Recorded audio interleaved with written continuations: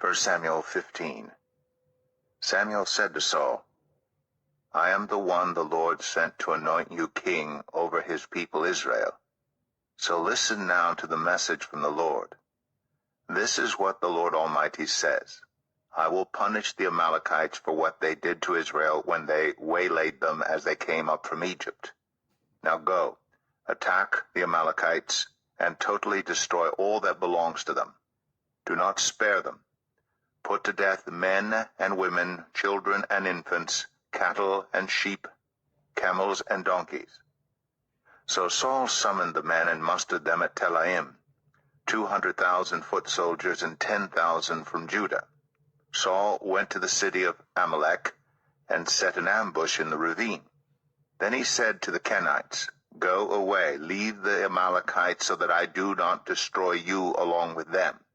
For you showed kindness to all the Israelites when they came up out of Egypt.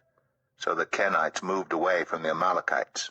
Then Saul attacked the Amalekites all the way from Havilah to Shur, near the eastern border of Egypt. He took Agag, king of the Amalekites, alive, and all his people he totally destroyed with the sword. But Saul and the army spared Agag, and the best of the sheep and cattle, the fat calves and lambs, everything that was good. These they were unwilling to destroy completely, but everything that was despised and weak they totally destroyed. Then the word of the Lord came to Samuel. I regret that I have made Saul king, because he has turned away from me and has not carried out my instructions. Samuel was angry, and he cried out to the Lord all that night. Early in the morning Samuel got up and went to meet Saul, but he was told, Saul has gone to Carmel. There he has set up a monument in his own honor and has turned and gone on down to Gilgal. When Samuel reached him, Saul said, The Lord bless you. I have carried out the Lord's instructions. But Samuel said, What then is this bleating of sheep in my ears?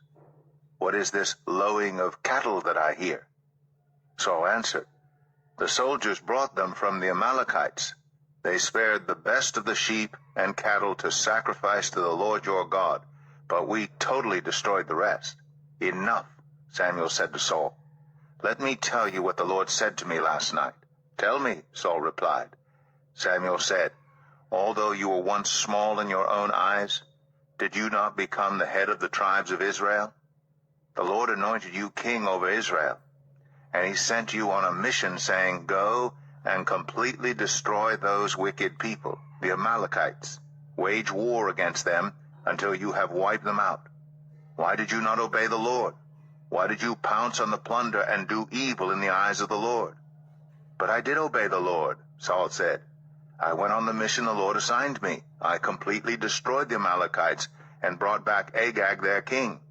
The soldiers took sheep and cattle from the plunder, the best of what was devoted to God, in order to sacrifice them to the Lord your God at Gilgal. But Samuel replied, Does the Lord delight in burnt offerings and sacrifices as much as in obeying the Lord? To obey is better than sacrifice, and to heed is better than the fat of rams.